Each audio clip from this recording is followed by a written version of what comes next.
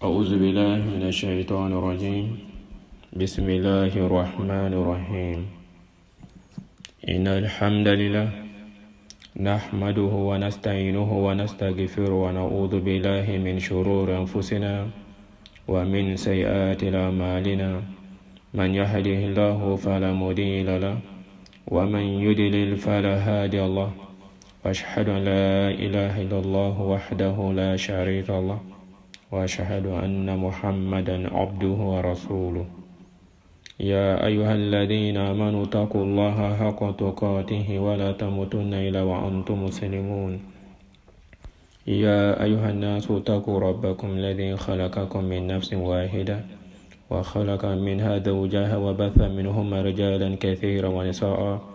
واتقوا الله الذي تساءلون به والأرحام إن الله كان عليكم رقيبا. يا أيها الناس اتقوا الله وقولوا قولا سديدا يصلح لكم أعمالكم ويغفر لكم ذنوبكم ومن يطع الله ورسوله فقد فاز فوزا عظيما. فإن أصدق الحديث كتاب الله وخير الهادي هادي محمد صلى الله عليه وسلم وشر الأمور محدثاتها وكل محدثة بدعة وكل بدعة ضلالة. أجرنا الله تعالى من البدع والضلال ومن النار. أيها الجماعة المسلمين والمسلمات والمستمعين الكرام، أحييكم بتحية الإسلامية وهي على السلام عليكم ورحمة الله وبركاته. أنبي الله تندو كلا بركة مسمي بكنا يرى أونا hakila jin kene do an ka bi baro ɲɔgɔnya bolila fɛn dama dama kan ko an mako bɛ ka hakilinaw dɔn an yɛrɛ dama ɲɔgɔn cɛ ko dɔw la. In actualité min bɛ bi ni silamɛw yɛrɛ fana bi cogo ba a kɔnɔ. An bɛ ala tando k'ala barikada min ye nin kɛnɛ yira anw na hɛrɛ la, a kɛnɛ nin ka segin hɛrɛ la ka wuli hɛrɛ la, ala k'o nɔgɔya an ye. Min bɛ b'an nɛn kan k'a lase e ma,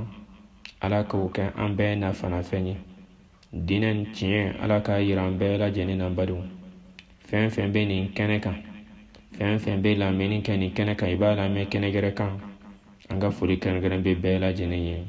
An ma mɔgɔ bɔ mɔgɔ la, bɛɛ folen don ni silamɛya ka foli la sɔn hɛrɛma n'o de ye assalamu alaikum wa rahmatullahi wa barakatuh. Silamɛw, bi baro ɲɔgɔnya ni a bɛ ka boli fɛn dama dama kan. La surunyali bolo ma wa ila nin bɛɛ yɛrɛ ye a dama walada ye. An ka bi walada fɔlɔfɔlɔ bɛ ka boli fɛn jumɛn kan? Ko o ye arajaba kalo min ni silamɛw an b'o de kɔnɔ. Ni arajaba kalo ni ko jɔyɔrɔ jumɛn b'a la silamɛya kɔnɔ, o jɔyɔrɔ jumɛn b'a la diinɛ kɔnɔ, lahalaya jumɛn b'a la, ni ko y'a jɔyɔrɔ faamu, an na n'o yɔrɔ dɔn, an kan ka mun baara ɲuman kɛ a kɔnɔ. N badenw, nin ye fɛnba dɔ ye. O y'an ka laɲini fɔlɔ ye. An bɛna da boli min kan. Laɲini filanan o ye fɛti dɔ fana bolo dalen bɛ mɔgɔw fɛ bi diɲɛ kɔnɔ, yani ni o fana kɛlen bɛ bi silamɛdenw yɛrɛ ta ka jugu la bi ka tɛmɛ mun tɛ silamɛ kan. N'a bɛ fɔ o ma de Eidul Hubb, fɛti d'amour. An bɛ hakɛto ɲini kɛ kuma nin na fɔcogo la. Laɲini de o ye fɛn bɛ wuli a tɔgɔ la. O le y'an ka kumakan filanan ye. An ka boli fɛn min ka dɔɔni. An ka laɲini sabanan o ye yani Eidul Nisa, ni a ye fɔlɔ fana ko musow ka fɛti don, n'o fana bɛ bɛn marisi kalo tile 8 ma. Ni kumakan saba ni an bɛ na da se nin bɛɛ lajɛlen ma dɔɔni dɔɔni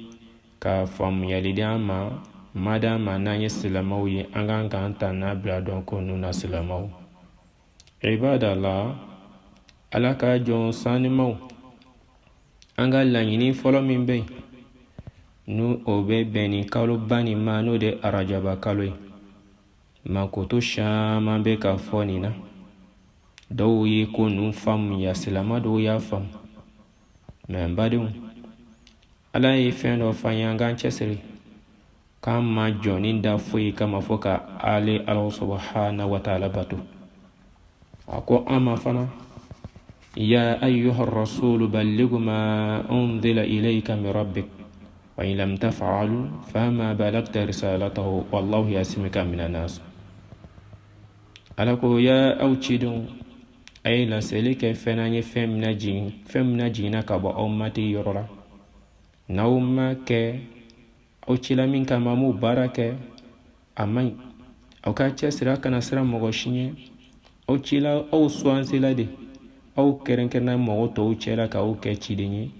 min dila aw makata o lase akana tamaki akana sira mogo shinye aka kuma kan bela jeni nase ala kote Qur'ana kono suratul maida aya bi woro ani wolon fla 67 verset wa ayakilna ko inna allaha la yahdi alqawma alkafirin alako ayakilina ko ateka firu atolu la kanda fiyo ko lu bo firisira ka ulute arjine sira fiyo mbadu on taala tando alami on kaslama yiwa on taala tando alami on ke chebani ga manto yiwa kasura alako Qur'ana kono rodola تبارك الذي نزل الفرقان على عبده ليكون للعالمين نذيرا ko ayi sanya be masami la jini ke Qur'ana banina Qur'ana mi nana de kana tieni fen fara ka bonyona ko ke la jini fenyi ay mina jin aka mantoma ko ke dan fon yi masirani fenyi mbade silamo ala kote Qur'ana kono ni kaloba mi nambo de lani anyi arajaba kalo mina ala ko Qur'ana kono inna iddata shuhur inda Allahi 12 shahran fi kitabillah yawma khalaqa as-samawati wal arda minha arba'atu hurum dhalika ad-dinul qayyim fala tadhlimu fihinna anfusakum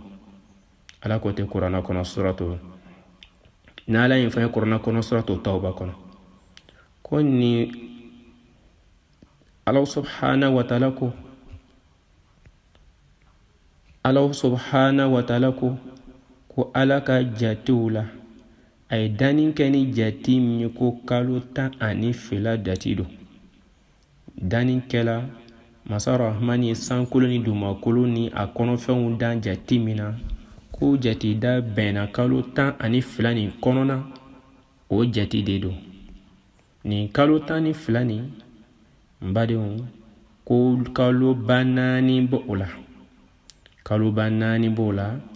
kulu ye fenye kalo banani ayolu fana swazi ko aw kana yere kun tonyolula ni kalo banani ni ko dinen tiele fana ye ni ka fen yira awna de ka foko dinen tien o ba yira awna ka foko ala danin ke kalo tani fulani kono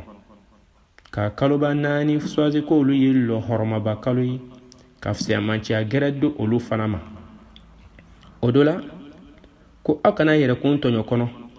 o koro di ka kana ala ko tawo ke akono ala yin fanyi Qur'ana kono ni ala yin fo silama wi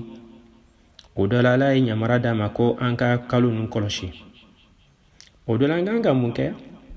ni kalo nani jati fola awunyi ni kalo fen be fo awunye me bato de be na ni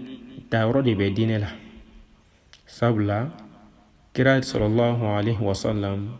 ale de swansala de kale kan ma chidini ala ko ma ko ake la seli ke fena fem de la ama awo fan Qur'ana kono odola ni na fo awunye ko ni kalo banani ko ode lo roma bakalo ola jatula danin kechula Allah subhanahu wa ta'ala yaraka jatula ayi kaluba nani nufo akola chodi o alakra kuma kana sallallahu alaihi wasallam ayi fendo fola ko thalathatun mutawaliyatun zulqa'da wa dhulhijja wal muharram kalu sababe kulu tuguna nyona ni alakra kuma kana sallallahu alaihi wasallam ka hadisala ako ko kalu sababe lohrama ba kalu nawlu tugune do nyona no de seli flache kalu ani seliba kalu ani jomene kalu na folma de ko sanyele makalu odola nu kaluba saba tugune de nyona hakikala ni sigi ka kalo nu jati minɛ bato fɛn fɛn bɛ na kɔnɔ ko ni bato kɛrɛnkɛrɛn ye fo ni alakira ye min daliluya d'an ma sallallahu alaihi wasallam. Wa an bɛ ka seli farida min kɛ nin ye seli farida 5 bɛ ka k'an fɛ tile kɔnɔ n badenw o ye ɲamara de ala de an ɲamara na ni o ye. Ni ye bi tile kɛ bi ye don min ye ni bi ɲɔgɔn gɛrɛ sela don gɛrɛ o ta yirila k'a fɔ k'e bi ta min kɛ ni ko no don ɲɔgɔn gɛrɛ sela k'i t'o kɛ o sariya k'i ma de k'i ka kɛ don o don mais don o don gɛrɛ de nana mais o don kelen t'o ye i bɛ hɛrɛ dɔ sɔrɔ bi don in na i bɛ taa sɔrɔ o don kunɲɔgɔn o don kelen fana o ɛri kelen yɛrɛ la i ye hɛrɛ dɔ sɔrɔ ɛri dɔ la i bɛ taa sɔrɔ don kelen kunɲɔgɔn wala o don ɲɔgɔn na dɔ gɛrɛ i bɛ taa tɔɔrɔya dɔ sɔrɔ. Silamɛw an kan ka nin yɔrɔ faamu ko ninnu na sabula waati min kɛrɛnkɛrɛn min kama fɛn nin bɛɛ lajɛlen dan segilen don ala subhanahu wa taala ko kan ka diinɛ nin an kan ka diinɛ nin lataga silamɛ yɛrɛ fana kan ka diinɛ lataga an kan ka diinɛ nin lataga an kan ka diinɛ nin kɔlɔsi ka diinɛ nin jate minɛ kosɛbɛ.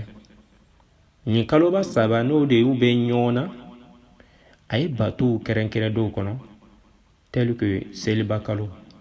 ko arafa don ni mɔgɔ min tɛ arafa kɛnɛ kan k'i k'o sun n'i y'o sun k'o bɛ san 2 dɔrɔn yafa ye i ma ye. Ashura fana o nana o kɛrɛnkɛrɛn ye k'a fɔ fana ko de yani nabila Musa a nana Ashura fana kalo fana n'o de jɔn mɛnɛ kalo ye ko nabila Musa ni Firawuna sela ɲɔgɔn ma waati min na n'Ala subhanahu wa ta'ala Firawuna sankɔrɔta Musa kan yani Musa sankɔrɔta Firawuna kan Allah subhanahu wa ta'ala sebaya di Musa ma Firawuna kan o don kana a y'a ɲini k'a fɔ ko silamɛw fana k'o sun waatu nana se sunkalo farida la waati min na a ma kɛ mɔgɔw kan jagoya kosɛbɛ bilen a ko mɔgɔw b'a sun mɔgɔw k'a sun a ye ɲamara kɛ nan'u ye n'i y'o fana sun y'a ɲini k'a fɔ fana i bɛ se ka san 2 durumi fana yafa ye. A nana fɔ ko ni san kɛra ale sɔrɔ bala ale bɛ kɛ tile 11 wala tile 9 ni tile 10 ni ala kɛra kuma kan sallallahu alaihi wasallam daliluya bɛ nina k'a di silamɛw ma kitabu kɔnɔ san o san an bɛ hakilajin kɛ ninnu na mankutu min b'a la nafa min b'a la. N'an sigi k'a filɛ seli filacɛ kalo ta filɛ a ma bato kɛrɛnkɛrɛn ka yira anw na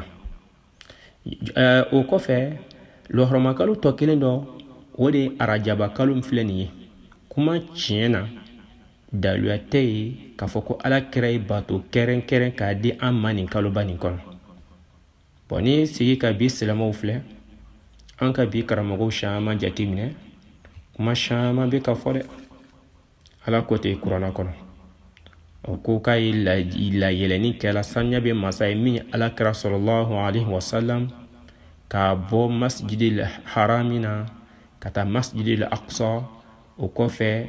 k'a layɛlɛ ka taa sankolo la ka seli farida 5 d'a ma n badenw farida min tun bɛ fo farida 50 50 prières o nana dɔgɔya k'o dɔgɔya fo ka taa o kɛ seli farida 5 ye e seli farida 5 nin na i bɛ baara kɛ seli farida 5 mais i bɛ baraji i bɛ seli 50 valeur baraji sɔrɔ. Nin min filɛ nin ye silamɛ dɔw ye nin ta bi dɔw ye nin ta k'o kɛ daliluya ye k'o fana ye fɛti don ye n badenw kira yɛlɛnna sankolo la min fɔra an ye siɲɛ 1 o de don seli la o siɲɛ 1 min na o de mankutu bɛ kuranna kɔnɔ sa ala subhanahu wa ta'ala mankutu fɔ mais daliluya ma yira anw na k'a fɔ ko kira ka sanayɛlɛn don nin ko k'o kɛ fɛti don ye an ka nin yɔrɔnin faamu. N'i ko ko o kɛra jɔnmɛnɛ kalo la silamɛw kira ma yira anw na k'a kɛra jɔnmɛnɛ kalo nin don nin na k'an k'o don kɛ fɛti kɛ don ye k'an k'o don kɛ nisɔndiya don ye o ma fɔ daliluya t'o la kuranna kɔnɔ. I bɛ taa don kuranna nin suranba nin kɔnɔ a tafsiru ta i k'a daminɛ kuranna fɛn fɛn bɛ ni lɔnnikɛbagaw bɛnnen b'a tafsiru kɔrɔ ma i tɛna sɔrɔ kuranna tafsiru la min ko kira ko sallallahu alaihi wasallam k'an k'o kɛ fɛti kɛ don ye fo ni mɔgɔ min y'a ni denw bila a yɔrɔ la. O don badenw nin min filɛ nin kuma caman bɛ ka fɔ lɔhɔrɔma kalo don ko bato kɛrɛnkɛrɛnnen tɛ jɔnmɛnɛ yani arajaba kalo nin na ala kira min de a ka mantow ma. Bon mun bɛ k'a fɔ k'a fɔ ko nin kaloba in filɛ ni a y'a sɔrɔ i degelen bɛ tɛnɛsun na k'i ka tɛnɛsun kɛ ni a y'a sɔrɔ den bɛ nafila seli minɛ k'olu kɛ n'a waati sera lɔhɔrɔma kalo minɛ don k'a darajaw fana ka bon ka tɛmɛ kalo tɔw kan sabula ala yɛrɛ kan ramada kan i kan kana yɛrɛkun tɔɲa kɔnɔ wa n'i ye ɲumanya k'a kɔnɔ daraja tɔ bɛ tɛmɛ jidi la o kan ka kɛ sababu ye e kan k'i cɛsiri ka dɔ fara baara ɲuman kan nin kalo nin kɔnɔ o de y'a fisamaciya ye mɛ i kana fɔ ko jagoya bato dɔ kɛrɛnkɛrɛnnen bɛ nin kɔnɔ i nafan bɛ lahala min na bi mun y'a la suna ye nin kaloba nin i bɛ nafila seli min kɛ ka kɔrɔ kɔntinu fɛ mɛ k'a fɔla ko batoma kɛrɛnkɛrɛn kɔnɔ mɛ e bɛ min kɛ ka kɔrɔ i baw ma hakikala ta o t'a kɛcogo ye i kan k'i cɛsiri ka dɔ ka batow kɛ ni kuraji sila ka don i la ka dɔ fara kan i bɛ dɔ fara o kan sabula kira ma fɛn gɛrɛ yira an na nin kɔnɔ sallallahu alaihi wasallam badenw an k'an cɛsiri an ka ko ninnu ɲɛɲini k'a faamu n'i nana o yɔrɔ filɛ k'o jate minɛ nin la sisan lɔnnikɛbagaw caman dɔw bɛ n'i sigi k'i boloda ko dɔ ma seli farida 5 min dilen filɛ nin ye bida ko min bɛ ko nin kɔnɔ ni don sira min b'a kɔnɔ o bɛ tugu fɛn dɔ la min tɛ daluya ye kira ma min fɔ sallallahu alaihi wasallam a tɛ kira kumakan na a tɛ hadisu la sɔhi la a tɛ kuranna aya la mun ko ni rajaba kalo ni ko kira ka sana yɛlɛn kɛlɛ o don na ko k'o don kɛ fɛti kɛ don ye o y'an donni ko gɛrɛ la o tɛ kira ka yamaruya sallallahu alaihi wasallam sabula ala de ko a ma k'a ka laseli kɛ fɛn na silamɛw i bɛ hakili to fɛn dɔ la o kama ala ko i ma kuranna kɔnɔ yɔrɔ dɔ la am lahum shuraka wa shara'u lahum min ad-din ma lam ya'zam bihi Allah o kuma mɔgɔ gɛrɛ de bɛ na fɛn gɛrɛ de bɛ na diinɛ lase olu ma wa ala ma min diɲɛ d'olu ma wa ka sɔrɔ ala de ko kira ma sallallahu alaihi wasallam k'a fɔ ko kira min dila ma cidenw ma k'u ka laseli kɛ fɛn na min na jiginna ka bɔ o mati yɔrɔ la o kama ala bɛ ka ramada kɛ mun bɛ tugu ni don sira fɛ diinɛ la cogo dɔ la k'an ka nin kɛ ten tayɔrɔ tɛ a la kira nin do sallallahu alaihi wasallam k'a ye laseli kɛ fɛn na min dila ma ala k'i ma am lahum shuraka wa shara'u lahum min ad-din o kuma ɲɛfɔba gɛrɛ bɛ olu fɛ wa ɲɛmɔgɔ gɛrɛ b'o la wa lɔnnikɛba gɛrɛ b'olu bolo wa ciden gɛrɛ de b'olu bolo wa min bɛna laseli k'o la diinɛ nin na wa ka diinɛ nin ɲɛfɔ olu ye wa o bɛ ka tugu ni diŋo sira fɛ ka sɔrɔ ala ma min yamara d'olu ma wa ala ko tɛ kuranna kɔnɔ suratu shura ye aya 21 n badenw mɛ o la sisan n'an nana jateminɛ kɛ karamɔgɔ bɛ ka min f'a ye nin kɔnɔ yan al-Isra wal Miraji daluya la ni an ka mɔgɔ caman bɛ k'o ta bi k'o filɛ ko k'o kɛ bolodalidon ye wa hadha laylatun yahsulu allati hasala fiha al-Isra wal Miraj lam yati fi al-hadith sahiha تعيينها لا في رجب ولا غيره وكل ما ورد في تعيينها فهو غير ثابت عن النبي صلى الله عليه وسلم ko fɛn fɛn bɛ k'a fɔ al-Isra wal Miraj kira ka sana yɛlɛ na a yɛlɛ ni sanko la n'a jiginni k'o bɛna kuma fɛn fɛn fɔ nin ko ninnu kan nin kaloba nin na n badenw ko o n'a ɲɔgɔnna gɛrɛ ko kira ka sana yɛlɛ na a bɛɛ ta ko hadisa sabatilen tɛ a la min bɔra kiraba nin yɔrɔ la sallallahu alaihi wasallam an ka nin yɔrɔ faamu dɛ an ka nin yɔrɔ faamu ka sabu kɛ mun ye wallahu al-hikmatul baligatu fi insani nas la wa lam thabata ta'yinha lam yujidha lil muslimina an yaqsuha bi shay'in min al-ibadat sana yɛlɛ min filɛ ni o bɛ ka kɛ mɔgɔw bolo bi fɛn ba ye nin kalo nin kɔnɔ ko o daluya ma yira anw na silama man k'o ta k'o kɛ fɛnba gɛrɛ ye k'o kɛ nisɔndiya gɛrɛ ye sabula daluya ma yira anw na kira ma yira anw na k'an kan k'o kɛ an bɛ ka seli farida 5 min kɛ don o don daluya de b'a la wa heji min bɛ ka kɛ daluya de b'a la wa an bɛ ka juma min fana seli fana don sɛmɛni kɔnɔ daluya de b'a la k'an k'o kɛ tayɔrɔ de bɛ fɛn ninnu na badenw an kan ka nin yɔrɔ jateminɛ ko silamɛw man ka i bolo kɛ fosi la nin na ko sabula ko kira ni sallallahu alaihi wasallam ala y'ale min suwanti ka min d'a ma k'a y'a bɛɛ lajɛlen lase kira ma foyi yira anw na k'an kan k'an bolo kɛ o ko la nin don nin na nin waati nin na nin kaloba nin kɔnɔ ko k'o kɛ sana yɛlɛn don kira ka sana yɛlɛn n'a ka jigini ko k'o kɛ nisɔndiyaba ye o don nin na ko daluya to o la n badenw an ka nin faamuya dɛ silamɛw alakira sallallahu alaihi wasallam a y'a kuma fɔ wa nabi sallallahu alaihi wasallam huwa ansah nasa linas ko kira ni sallallahu alaihi wasallam ale de ye mɔgɔ ye min ye adamadenw na di a ye ladili kɛ adamadenw na ka ni nisɔndiya ye ni kɔnɔrɔndiya ye wa qad ballaga risalatahu ghayatul balag fɛn fɛn bɛ n'o tun kɔnfiyela la baara fɛn fɛn tun dila ma a ma sa k'a tɔ fosi to wa adal amana lana min tun dala kan k'a sɔnzi ka fisaya ka tɛmɛ an bɛɛ lajɛlen kan cɛba ɲa ka lana sabati dɛ n badenw a ma foyi to dɛ an tɛ nin faamuya ba an ka hakili sɔrɔ فلو كان تعظيم هذه ليلة واحتفال بها من الدين الله لم يفعل النبي صلى الله عليه وسلم ولم يكتمه فلما لم يقع شيء من ذلك علم أن الاحتفال بها وتعظيمها ليس من الإسلام في شيء وقد أكمل الله لهذه الأمة دينها وأتم عليها نعمة وأنكر على من شرح في الدين ما لم يأذن به الله قال سبحانه وتعالى اليوم أكملت لكم دينكم وأتممت عليكم نعمتي hakuni mɔgɔ min ye nin donba nin ta alisira wal miraji sana yelen ta ko k'o kɛ nisɔndiya don ye n badenw ko k'o kɛ lonba ye k'o kɛ nisɔndiyaba don ye k'a sɔrɔ ala subhanahu wa taala min di cɛba ma k'a y'a dafa k'i bɛ ka fɛn dɔ fɔ ko k'a sɔrɔ min bɛ ye alakira ma min kɛ sallallahu alaihi wasallam ale ma baara kɛ a ma mɔgɔ ɲamara nani a ye don nin bonyali ye sana yelen don kɛ don ye k'o kɛ donba ye ale ma mɔgɔ ɲamara n'a ye sahaba ma k'a ɲɛkɔrɔ foyi a ma mɔgɔ kuma ni mɔgɔ ye foyi wa lana min do dilan ma ko o de dafala ka sɔrɔ dinɛ nin ko dinɛ nin dafala badenw a ye dinɛ nin dafa ki dinɛ nin dafala a ka manto ye wa dinɛ nin nɛɛma fana k'a kɛ sababu fɛn fɛn bɛ kɛ anw bɛ don arijinɛ kɔnɔ ko nɛɛma nin fana bɛɛ lajɛlen dafala anw ye o kama n'an bɛ fɛn fɛn kɛ dinɛ nin kɔnɔ k'i kana tun fɛn kɔ ka sɔrɔ ala subhanahu wa taala ma min yamara di ma i n'a fɔ min fɔ sa kuranna kɔnɔ suratul shura kɔnɔ aya 21 ala ko kuranna kɔnɔ yɔrɔ dɔ la ko al-yawma akmaltu lakum dinakum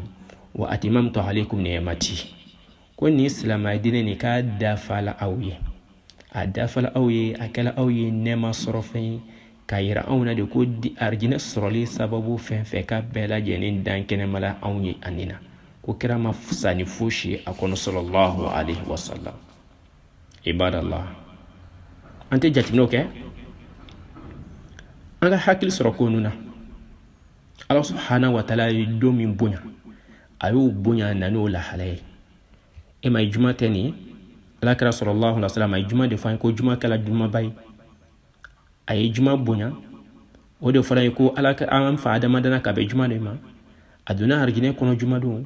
a bɔla arijinɛ fana kɔnɔ juma don wa ko kiyama fana bɛna wuli juma don o de fɔra o ye ala kɛra kumakan de sallallahu alaihi wasallam ni ale don min filɛ nin ni o ma yira anw na k'a fɔ ko an ka nin kɛ don kɛrɛnkɛrɛn k'o kɛ donba ye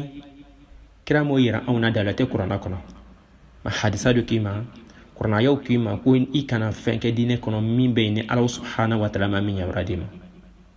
ibadallah an tɛ hakili sɔrɔ ko dɔ la wa ibadallah an ka hakili sɔrɔ an ka jateminɛw kɛ nin dɔba min filɛ ninnu ye nin min filɛ nin ni mɔgɔ caman bɛ k'i tugu ko caman na la dɔw fana ko nin kaloba nin kɔnɔ ko kira ka sana yɛlɛ na sallallahu alaihi wasallam k'a taara so fɛn dɔ sɔrɔ ye arijinɛ kɔ dɔ sɔrɔ ye ko nin kasa ka di ka tɛmɛ parfɛn kan ko a tɔgɔ mankutu caman bɛ k'a fɔ ko arajab ko tɔgɔ de arajab ko kalo yɛrɛ tɔgɔ dalu la wallahi n tɛ daluya ye min tala kira la sallallahu alaihi wasallam kira m'o fɔ an ye badenw an ka n'u faamuya diinɛ tɛ ko karisa karamɔgɔ sinama nin bɛ k'a fɔ karamɔgɔ sinama nin bɛ k'a fɔ an tɛ baara kɛ na ni a ye madama n'a ta ni kira ta kɔlɔ fɔlɔ ni ne ta ni kira ta ko la fala be ne tabla be ton kira ta ko sallallahu alaihi wasallam wa te ne ka laini fo ni ne filila ne ta yini ka ni don fi min be an el arranger wala min be ne l'arranger dinen to fen de ibe fen fo mo yi dine kula ala be ta yini ka la likema duna donc dine te kulonge fenye dine te tabulu ko ye dine wa mataakum rasulu fa khuduhu wa manahakum anhu fantahu ko kira min da makaka barake nanu ye aya gen ka bo makaka roma je o mambadi e na fala onye ko silama dine ni da fala onye ko anga nyere chokodo aywa ado e kuma do fanye sallallahu alaihi wasallam kum man ahdatha fi amrina hadha ma laysa minhu fa huwa radun aywa ko ni mo gonye fengera la do anka dine ni na minta do e ko be la segi ima aywa mbadi kuma be ka fo man kutu fe be ka fo ni kaluba nasa bi temene ko fani ayasro de bi bolo kala ko kaluba do wi kaluba do me bato keren ni te kira mi da ka mantuma mai ni na do ba fo ajuma folo shu ka ketan ni na vla se le kanike do yere bena obini ela na tabe do arjine kono do bena ni kalu besu do bena sungol ma kono besu do be kala kata sungol be se rom na wasra ale fa bana embadu ante ko nu jetimne ba anga ko nu jetimne de kirama kalu kelin shi sun ka bela jene sunna bala sungolula wani be na vla selim ke ka koroki kuluke na tambi bulu ka do fara min kani na ibise ka doke me bato keren ni teni na ina fo kere min fo an sallallahu alaihi wasallam seliba kalu arafa suni aleni jomene sunina o kalu fla bato min keren ni bola olu no fisa mancha folendo ambo ola de muna sabla kero de ira an sallallahu alaihi wasallam menin kalu na nin kala kono wallahi karamoke ni ko ibe siga an kuma kana amba in fe kitado kitabu ngono ko kitabu tahdhiru min al-bid'a sode 16 Sheikh Ibn Baz abu ka kitabu kono fatwa kono ko hukm ittifal bi laylatul isra wal miraj o mawdu kitabu o mawdu yi anya ni murufi abisro yoromina kitabu tahdhiru min al-bid'a صاد 16 و20 شيخ بن باز رحمه الله ني في من بايرانا تايروم بالا ام كاكو نينتي موكا حكيلانكوي مو اي اكا جاي كوتيدي من بني كنكاني ايا سريما فندو تشين فام تايروم بالا ما تايرو دي في كرامو مباي دو ني سي كا كرامو دولا men bi Dieu dungo do na vlase le fo ata kalunba sungalo be ibe ni kalu sun ka kla ka kalu kura sungalo be so fa do wala hakika lo tekra ka sunna sallallahu alaihi wasallam mbadi bi temene ngo fanga nyere chogodo kalu ni kuma shama mbe ka fala arajaba kalula ise minye kiko ke na vlase lula ka korobe min ke ka koroluke mais foi gere tei ka foko bato keren ni do ala jagoya ina fo bikara mo shama be ka ke chogomina hakikala hadisa fen be ka kuma kan loninge bago la son hermo ko aqidatu sunna wa jamaa ko mawdudu kuma udo min galunda lindo kira la sallallahu alaihi wasallam kasro modo man ki to ka galunda kira la de ni viada kira la kira ko sallallahu alaihi wasallam kuni mo mi viada la ko équipe ici yoro réservé jahannama kono ala kan kishuma de ala kan kishuma donc man ko tumbe ka fo ni kalo ni fisa mancha ni beta rajaba kalo na to beta ni to beta rajaba beta olu ye kan dalu to lula dalu ya tala nyati la moyi nga ko kitabu jumen kono ay kitabu jumen kono ka hadisu to fi ka fo mo nyala ngali hadisu do mbago ba irana ka fo ko no te chen ya rabbi ala ka dine fama kun madama qur'ana yow fola de ko al yawma akmaltu lakum dinakum wa atmamtu alaykum ni'mati ko dine da fala onyi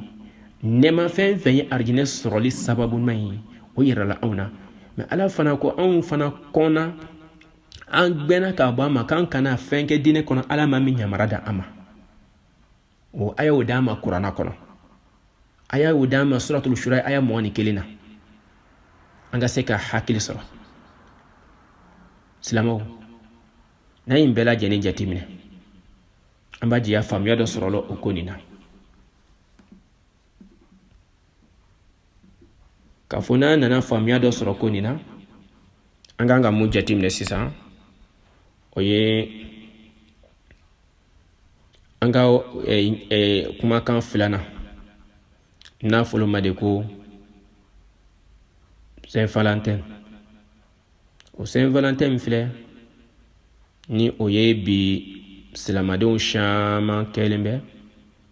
k'o yɛrɛ mako sa o la n badenw ala ka diinɛ faamuya ko ɲuman d'an ma ala k'an balo silamɛya kan ala k'an fato limaniya kan ala k'an dɛmɛ a fɔ ma de ko Eidul Hub Saint Valentin laɲini jumɛn b'a la ko kanubanciw kanuɲɔgɔnmaw ka fɛti don olu ka nisɔndiya don o bɛ kado di ɲɔgɔn ma silamɛw an ka hakili sɔrɔ ko ninnu na an bɛɛ denbatigi de an bɛɛ lajɛlen denbatigi n'a sɔrɔ i tun t'a kɛ n'i y'a sɔrɔ i t'a kɛla i bɛ taa sɔrɔ denw b'a kɛ wala mɔdenw b'a kɛ la technologie d'aujourd'hui a kɛlen bɛ ka kɛ mara gɛlɛyalen don an k'an cɛsiri an k'an bolo kɛ ala ka diinɛ la n'an y'an bolo kɛ ala ka diinɛ nin na i k'a dɔn k'an tɛ fili dɛ n'an ma nin faamu an bɛ sɛgɛn f'an k'an bolo kɛ ala ka diinɛ tiɲɛ na k'o ɲɛɲini k'o dɔn silamɛw n'an y'o ɲɛɲini k'o dɔn tiɲɛ yɛrɛ la an kan k'an ta n'an bila dɔn badenw nin min filɛ nin n'o de ye ko Saint Valentin tayɔrɔw caman bɛ k'a fɔ kuma caman bɛ k'a fɔ a la fɛn min yɛrɛ don o b'a k'a fɔ ko kerecɛnya ko kuma tɛ sabula a taara de ko fɔ 260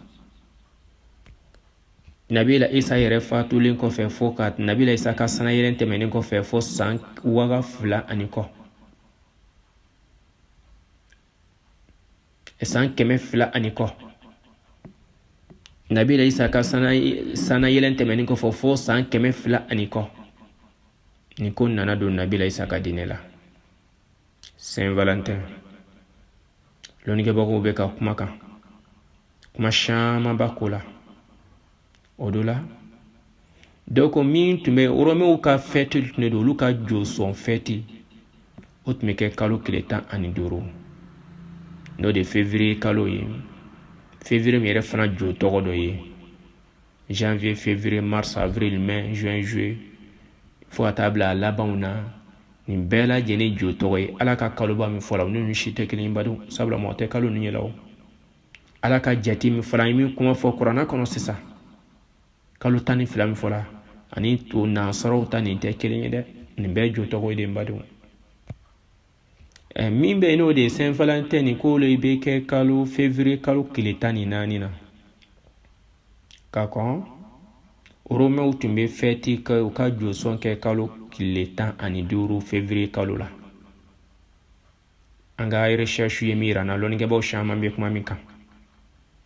o munna u tun bɛ fɛti nin kɛ k'o ka masakɛ dɔ tun bɛ yen olu tun bɛ kalo 15 la k'olu ko k'o bankeli o ka di o ka sin min waati la ko suruku le sin di o masakɛ nin ma suruku ye sin d'a ma a ye sin min suruku la suruku ka sin dili masakɛ ma o le kɛlen bɛ sababu ye ka masakɛ ni hakili bonya ka kɛ mɔgɔ ye mɔgɔ min bɛ ni a kɛla espérance warala mɔgɔ min na hikma caman sɔrɔla mɔgɔ min fɛ olu ma kɛ ala ka ko ye olu y'a da suruku sin de kama ko suruku sini k'o kɛ suruku an fɛn fɛn bɛ mandenkow ye an b'a dɔn suruku ye fɛn min ye o la ko nin suruku ko o de sin dira masakɛ ma o kɛla ko de kɛla sababu ye n'o tile 15 tun sera o tun bɛ sɔrɔ sisan ka baganw faga wulu k'olu kɛ ka jo sɔn ani baw k'o kɛ ka jo sɔn o jeliw fana bɛ don mɔgɔw fila la k'o golo ni o fɛnw di mɔgɔw fila ma k'o jeliw fana k'o tigiw la o jeliw bɛ d'o ma olu bɛ don dugu kɔnɔ o bɛ mɔgɔw tuse na ni nin ye kuma dɔ la n'o ye jeli in se mɔgɔ min ma k'a bɛ mɔgɔw kɛnɛya a bɛ barika don mɔgɔw la o bɛ golo in se mɔgɔw ma o bɛ kɛ komi o ye olu ka darajafɛn ye ni mɔgɔ min bɛ ni bana bɛ mɔgɔ min na k'a bɛ banaw kɛnɛya donc olu josɔnkan ninnu kama ko de bɛ kɛ sababu olu bɛ hɛrɛ sɔrɔ Saint Valentin laɲini min b'a la fɔlɔ nin y'a sosiba dɔ ye o do la Saint Valentin ni Saint tan ni ko o ye alamɔgɔ ye o tun ye chrétien ye Saint Valentin ale min cɛ min filɛ ni o de kan ka kɛ mɔgɔ ye min bɛ ni tɔgɔ dalen b'o la bi o de tun ye chrétien ye mais oromo tun bɛ min kɛ fɔlɔ o de filɛ ka ɲɛf'i ye lɔnnikɛbaw caman bɛ ka kuma min kan ka min explication d'a ma o do la o ka laɲini filanan tun kɛla mun y'o la Saint Valentin nana sisan ale fana tun ye chrétienw ka lɔnnikɛbaaba o nana fɔ ko f'a ka don chrétien la o ko k'a ka don chrétien la kuma dɔ la k'a ka don a ka bɔ chrétien la ka don romew ka jo sɔn nin na ale ma sɔn kuma dɔ la ko nana ale faga ka bɛn kalo ni tile 14 ma février kalo tile 14 ma a fagala ka bɛn février kalo tile 14 ma o février kalo tile 14 komi o chrétienw ka ɲɛmɔgɔba tun don oromo de kolo ko f'a ka chrétienya dabila ka don jobato nin na o fagali sababu kɛla o fagala le 14 février la o fana kɛla sababu ye ko chrétienw y'a ta ka kɛ fête kɛ don ye badenw san 200 ni kɔ de bɛ ani kira cɛ ani nabila isa cɛ an b'a fɔ fɔlɔ o ye bida dɔ don ni nabila isa ka diinɛ la an k'o yɔrɔ faamu kuma dɔ la dɔw ko non cɛ ni Saint Valentin ni ko a tun bɛ mɔgɔw romew ka masaw tun y'a fɔ ko o kana furu kɛ mɔgɔw ma mais ale tun bɛ den ka furu siri donc o bolo kalama waati min ko y'a minɛ k'a bila kaso la k'a fagala ka bɛn date ne ma o de kama chrétienw fana y'a kɛ fête kɛ don ye o do la n badenw o ye dɔw ka hakilina ye dɔw fana ko non k'a tola kaso la masakɛ dɔ den tun bɛ yen k'a n'o nana jarabi ɲɔgɔn na k'a to kaso la san'a ka fagali ka se o donc ko fagali fana kɛla ka bɛn nin don nin ma o de kama a y'o fagali kɛla komi a ni masaden dɔ tun donna ɲɔgɔn na kanubolo ma kaso kɔnɔ donc fagali kɛla ka bɛn 14 ma fête nin bɔra le 15 la kana bila le 14 la n badenw an tɛ nin bɛɛ jateminɛ wa nin dɔ jɔn bɛ yan ko silamɛ ko kuma bɛ yan diinɛ ko kuma jumɛn de bɛ yan fɛn bɛɛ n'a donna don nabila isa ka diinɛ kɔnɔ 270 miladi isa yɛrɛ ka sana yɛlɛn tɛmɛnen kɔfɛ san 270 an ye jateminɛ kɛ o la lasili b'a la jɔsɔn kan don lasili b'a la chrétienyaw ka olu y'a ta fana ka tugu a nɔfɛ kuma caman bɛ ka fɔ a la o yɔrɔ la o la sisan komi fɔnkɔɲɔgɔnw yɛrɛ bɛ ka kɛ a ko nin na hali n'a y'a sɔrɔ ko dɛngɛniya bɛ mɔgɔ bolo ko kelen na a la ala ko kuranna kɔnɔ ni mɔgɔ min nana diinɛ gɛrɛ i bilen min ni silamɛden tɛ kelen ye ala ko k'a tɛ minɛli kɛ o tigilamɔgɔ ka diinɛ na o ma fɔ an ye wa n'an y'o dɔn an kan k'an yɛrɛ cogo dɔn k'o ye k'o to ye dɛ n badenw kama karamɔgɔ ko la yajuzu lilmuslim intifal bishay'in min iyadi al-kuffar la'ana al-eid min jumlatin shar'i alladhi yajib taqidu fihi bin-nas kwa tɛ bɛn silamɛ in ɲɛsi ma kafiru ka fɛti fan o fan e kan ka si célébrer kan ka si fɛte sabula lasili b'a la laɲini b'a la a si tɛ ala ko ye. O la karamɔgɔ bɛ k'a fɔ ye ko nin min filɛ nin y'i sigi kan ko nin yɛrɛ lasili jate minɛ diinɛ sɔsɔli don jɔsɔnkan don fɛn min de don diinɛ kuma tɛ Nabila Isa ka diinɛ min bɛ ka fɔ fana n'o bɛ ka danbe ka taa o ma o min filɛ nin ye n badenw Nabila Isa ka sana yɛlɛn kɔfɛ san 270 270 ans nin na donna Nabila Isa ka diinɛ la. Romɛw de y'a kɛ jɔnsɔn na o bɛ kerecɛn ɲɛmɔgɔ ni k'o tɔrɔcili fo ka taa se o ka fagali ma k'o don kaso la fo ka taa se o ka fagali ma sababu caman de bɛ ka fɔ a ko nin na fagali ko lahalaya kɔnɔ ka ɲɔgɔnmaw ta komi ni musow fana ko n'o donna ɲɔgɔn na kaso kɔnɔ dɔw ka hakilina de b'o ye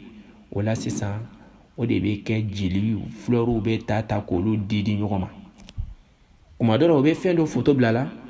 fɛn min bɛ yen a kɛlen bɛ komi mɔgɔlama kamani b'a la komi tɔn i n'a fɔ exemple i n'a fɔ o b'a fɔ komi o bɛ fɛn tɔnama don mɛ adamadenama don mɛ kama fila b'a la o jo ni o de tun bɛ sɔn ka b'a ma kuma dɔ la a bɛ photo fana bila ka love mɛ kɛriw fɛnw bila fleurs bila fagali min kɛra ka b'a ma wala kanuɲɔgɔnya min kɛra ka b'a ma ka manamana ko tɔ sinsin ka fanga don la mɔgɔw ni ɲɔgɔn cɛ a dun yɛrɛ bɛ kɛ sababu ye dɔw yɛrɛ bɛ san yɛrɛ mɔmɛ kɛ o tɛ muso min sɔrɔ nin don nin na de u bɛ fɛɛrɛ sugu bɛɛ lajɛlen kɛ ka se k'a sɔrɔ ka bɛn don ma donc n badenw sira dɔ min bɛ kɛ sababu ye ka dɔ fara jɛnɛya dili kan an kan ka yɔrɔ ma jan ka bɔ nin bɛɛ lajɛlen na o la silamɛw ka fɛn tɛ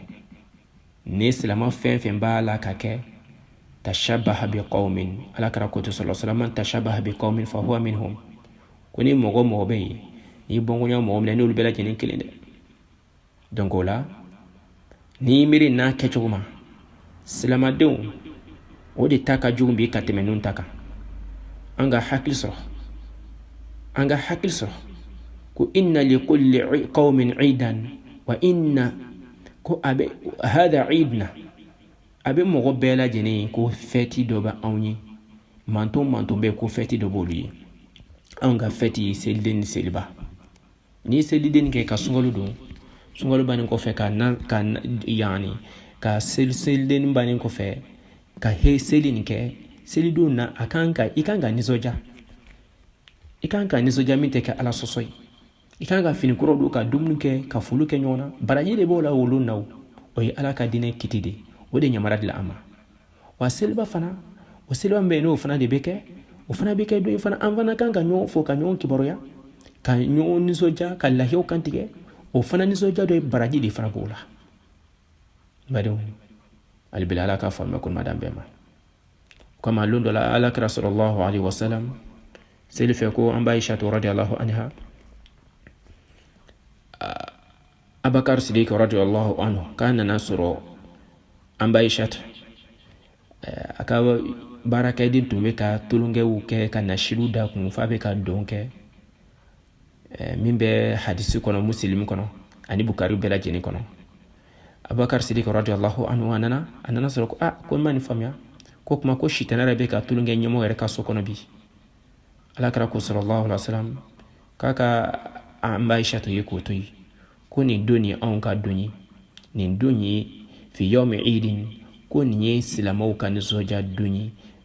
a ye nin fɔ Abakar Siddiq ye ko ya Ababakar inna li kulli qawmin idan ko Abubakar i ka dɔn ko a bɛ mɔgɔw bɛɛ lajɛlen ye fɛti la ko bi wa hada idna ko nin ye anw ka fɛti don de ye anw ka nisɔndiya don de ye an b'a Aisha tun bɛ k'i kunna dɔn nasidu la baarakɛden bɛ k'a to k'o dɔnkiliw da min k'a la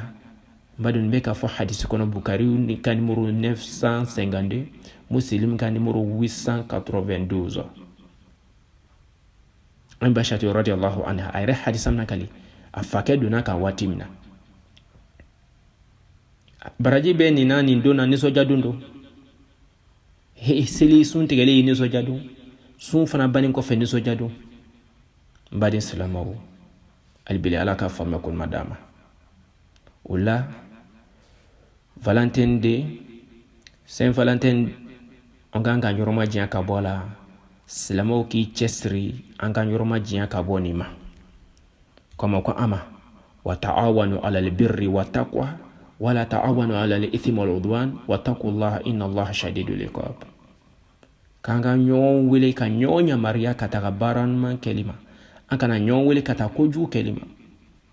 an ka ɲɔgɔn wele ka taa baara ɲuman kɛli ma ni ala ɲɛsiranya, an kana kɛ ɲɔgɔn welebaga ye ka taa ala ko taw ma. Ko ala ka minɛli ka jugu kan ka sira ala ɲɛ, masa min ka minɛli ka jugu dɛ badenw. N'o bɛ ka fɔ an ye badenw, a do ko man tashabaha bi qawmin fa huwa minhum. Ko ni mɔgɔ bɔɲɔgɔn la mɔgɔ min na k'i n'olu bɛɛ lajɛlen kelen dɛ. Ya Rabbi ala ka faamuya ko ɲuman d'an bɛɛ ma. N baden silamɛw, nin ye Saint Valentin ye min bɛ ni silamɛw caman bɛ bi silamɛdenw b'a la k'o yugubaw la bi kosɛbɛ. Denmisɛnnin caman mako bɛ sa ka bɛn a ma i n'a fɔ 31 bɛ cogo min na, o bɛ san bɛɛ kɛ moyen t'a la, o t'a la o bɛna min na sɔrɔ fewu, mais o bɛ fɛɛrɛ sugu bɛɛ kɛ ko c'est le jour des amoureux. An bɛ hakɛto kuma na fɔ cogo di. O la cadeau sugu bɛɛ lajɛlen bɛ préparer ka bɛn o ma, wa n'e nan'o kɛ a fɔla de ko man tashabaha bi qawmin fa huwa minhum. Ni bɔnkɔɲɔgɔn la mɔgɔ min na i n'olu bɛɛ lajɛlen kelen dɛ. Baden silamɛw, kerecɛnw yɛrɛ olu ka ko tɛ, olu nana don a la de ka sabu kɛ min tun y'a laɲini, olu tun ye jɔsɔn de kɛ. Mais hali n'a sɔrɔ ko kerecɛn dɔw olu bɛ ka kɛ nan'o ka dinɛ, est ce que ala mako bɛ kerecɛn ka bato la bi wa? Bali ala mako tɛ kerecɛn ka bato la bi dɛ. O de fɔla ye walan tarda anka al-yahud wala nasara hatta tatabia millatahum. Yahudiya ni nasara tɛ jɛn ma ɲɛsi ma f'i ka tɔn ko ka taabolo la. Silamɛw an tɛ jateminɛ kɛ, an ka kɛ ɲɔgɔn weleba ye ka taa ɲumanya ma, an kana kɛ ɲɔgɔn weleba ye ka taa tiɲɛni ma wa? Ya Rabbi ala ka faamuya ko ɲuman d'an ma. Min ye Saint Valentin ka ko ye, Valentine Day min bɛ a kibaruya la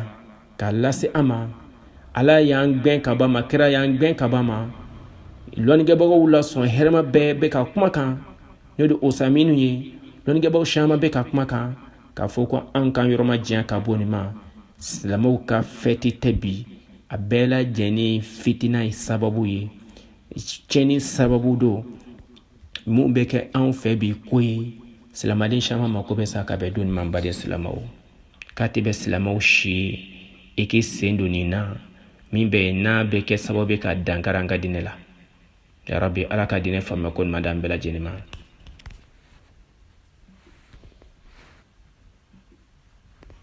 O la an ka laɲini sabanan, an ko min kan ka bɛn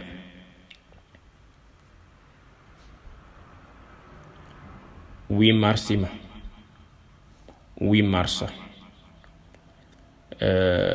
nasara jatiw la o ka 8 mars an b'a fɛ k'an da don 8 mars la. Nin kumakan saba an mako bɛ n'a ka ɲɛfɔ an ye. N baden silamɛw,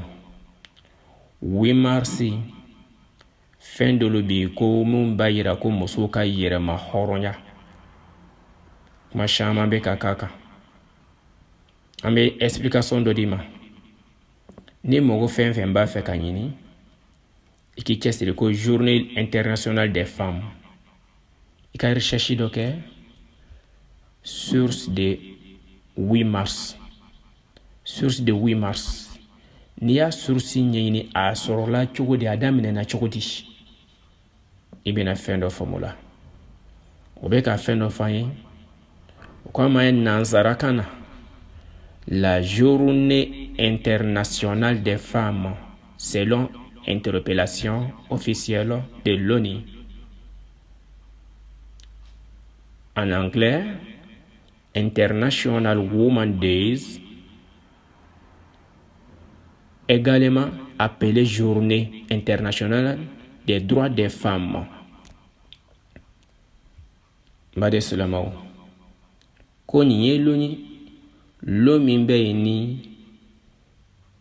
ko musow ka diɲɛ mara bɛɛ lajɛlen kɔnɔ, diɲɛ fantan 4 bɛɛ lajɛlen kɔnɔ ka jɛw confirmé don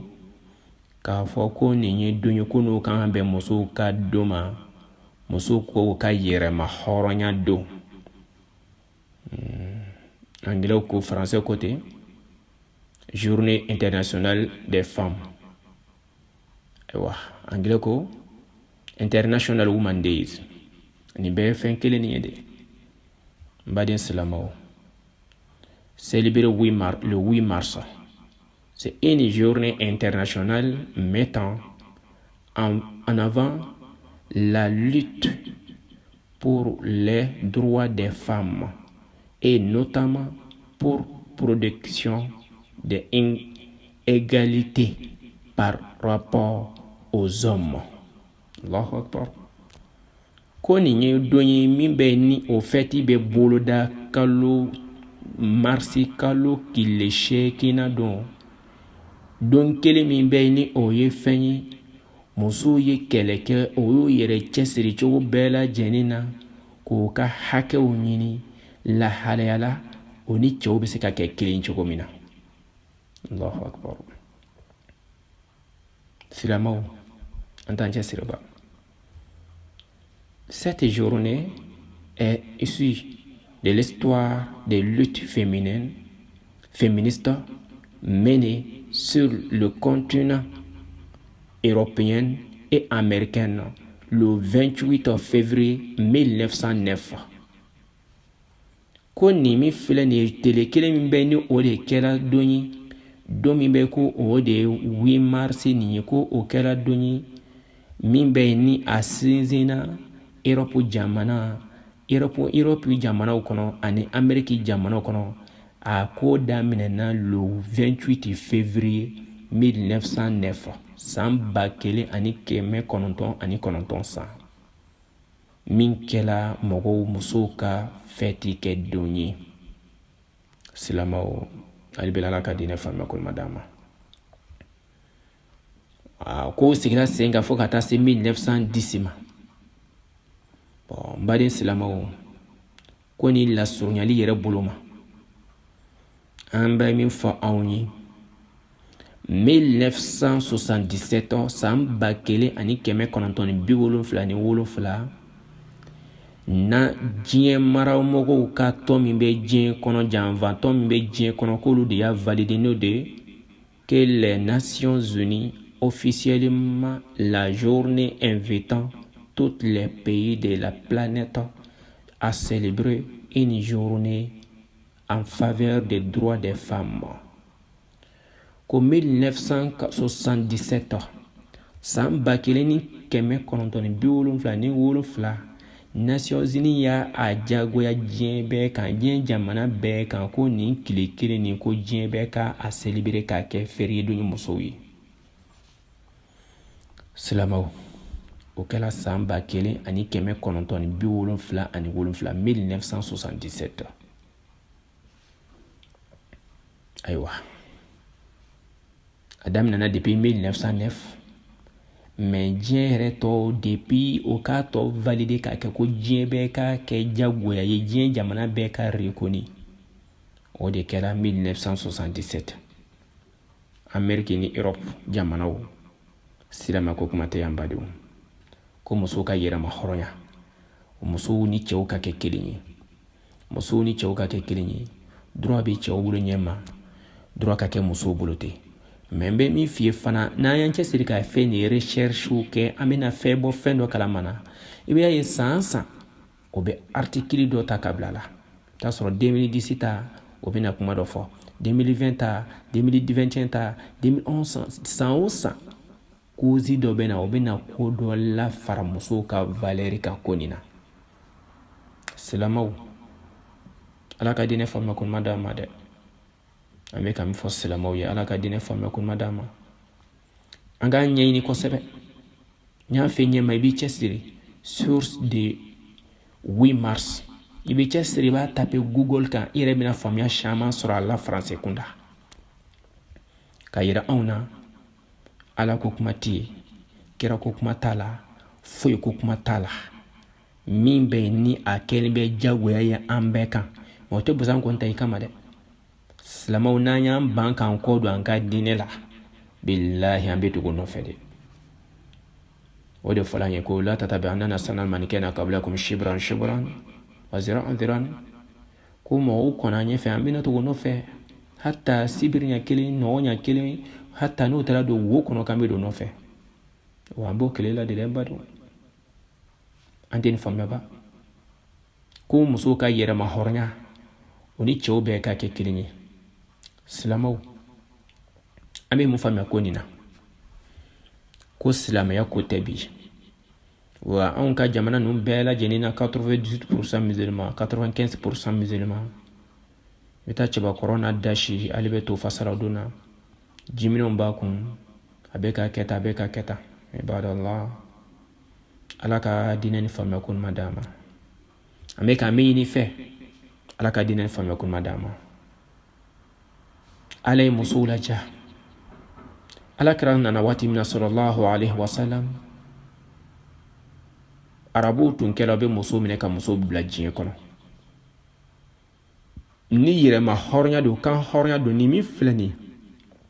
ni kela kra fatulun ko fe san yire kawla aya vala sasa 1977 encore ni kira fatulu wati sanjuli sisa kira ka hijira sanjuli sisa ko kura do dine kono ko kura do nyine ma nyerela no de 8 mars donc angala tando ni silama ne mai ala ni ka dine ni famme kun mandi ambela jeni mambadum Johnny bena silamaya muso ka hake do ma ka teme silamaw kan Johnny bena muso ka hake da ma ka teme ala ka dine kan mbadum anga nchesiri anga hakili soro konna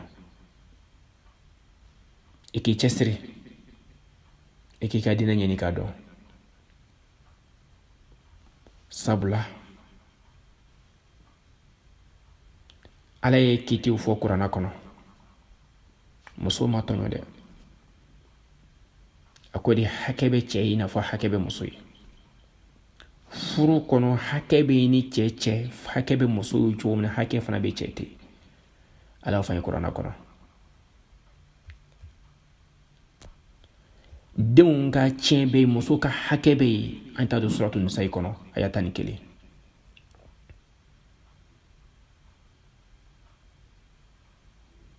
ala ko den muso kana faga ala de nana de kira nana de sallallahu alaihi wasallam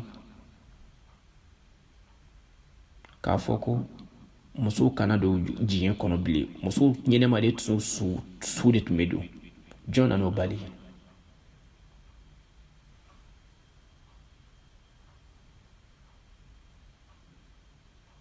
ala ko qur'ana kono fana suratu tauba kono aya biwul flani kele والمؤمنون والمؤمنات بعضهم أولياء بعض يأمرون بالمعروف وينهون عن المنكر ويقيمون الصلاة ويؤتون الزكاة ويطيعون الله ورسوله أولئك سيرحمهم الله إن الله عزيز حكيم ألاكم مؤمن تشمو أنا مسلمو أولو كلا نيوما موي أمي كلا نيوما فني نيون دمن بغاي ka ke nyon de membaye ka nyon yamarani barman keli ka nyon be ka boko juguma ka ala ka seli ninjo ala ya nyamaran selin keli la ka ala ka zakatu di katon ala ko katon kiran ko sallallahu alaihi wasallam ko yi moy mombe ala subhanahu wa ta'ala ko kabe hinewla alkamaduna masami masabil bay kiti masado la ine jumebe ya ka foko islama musuto silama che abe baranma kenyema abe baraji soro nyema yire fana musuto ki be baraji sorote ibada ma don gben ka boko juma chomina ifana ibe ko min keni cho ibe ka mogo nyamara baranma kele ibe ka alaka seli ke ka mogo gben ka boko ju kelma ka mogo nyamara baranma kele ibe baraji soro mbadum che be daraja musoro ki fana be daraja soro de ande jatino keba muso be sege minge sungalu kono be baraji musoro se keba soro كلكم راي وكلكم مسؤول عن رعيته wa zawjatun mas'ulatin an bayti zawjiha. Muso bɛ taa ɲininka a y'a cɛ bolofɛn mara cogo di a ka so koɲɛ la. Silamɛw an ɲinɛn bɛ nin kɔ dɛ. I k'i miiri suratu tawba aya 1 yɛrɛ ma dɔrɔn aya 71 verset 71 suratu tawba. Ala ye muso bonya, Ala ye bonya kuranna kɔnɔ. Kira nana de sallallahu alaihi wasallam muso tun bɛ minɛ k'o ɲɛnɛma so don. Jɔn nana kana muso ka yɛrɛma hɔrɔnya di. Silamaya. N'an y'an ba ma k'o yɛrɛma hɔrɔnya nin t'a dɔ ye ko fo ka don dɔ kɛ. I b'a ye bi n'o don sera hali karamɔgɔ bɛ sigi ka wajuli kɛnɛ sigi bi ko nin ye muso ka don ye. O karamɔgɔ b'an fɛ bi dɛ. Tayɔrɔ jumɛn b'a la a t'a dɔn. Musow ye grève de kɛ diɲɛ kɔnɔ fo k'olu ka yɛrɛma hɔrɔnya d'olu ma. Muso de ka bɔ ka manifester diɲɛ kɔnɔ k'olu ko ka yɛrɛma hɔrɔnya sɔrɔ. Yɛrɛma hɔrɔnya jumɛn bɛ tɛmɛ Ala ta kan. Ala ye min fɔ kuranna kɔnɔ o tɛ wasa kɛ wa. Musow tun bɛ sa cogo min na, musow tun bɛ faga cogo min na, o yɛrɛma hɔrɔnya dila silamɛya bolo o ma wasa kɛ wa. Ala ko kuran kɔnɔ arrijalu qawwamuna ala nisa ko musow ni cɛw bɛ muso ni san cɛ. O kuma aya ni an b'o galontiya wa. Bɛɛ ni place don. Ni furu kɛra ka ban hali ni cɛ sala cɛ muso ni yɔrɔ bɛ tiɲɛ la dɛ bado. Muso tɛ tɔɲɔ silamɛya kiti kɔnɔ. Fanga ni faamu. Fanga ni faamu. An ka hakili sɔrɔ ko nuna.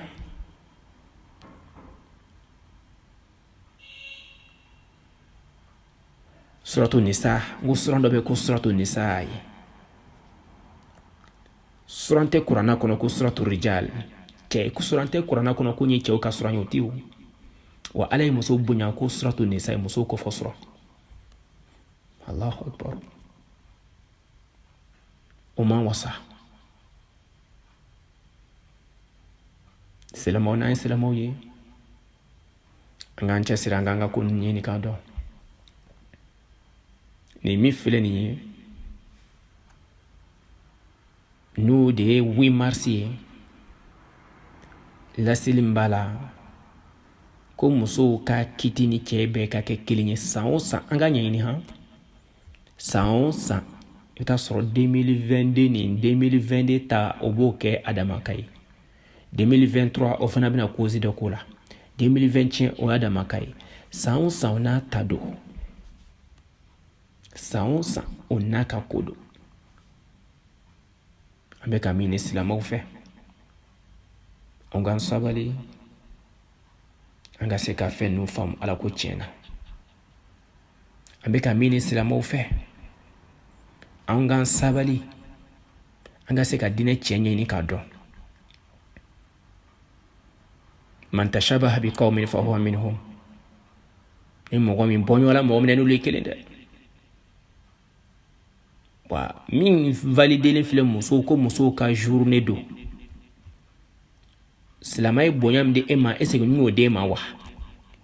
ni Ala ko i ma ko arrijalu qawwamuna ala nisa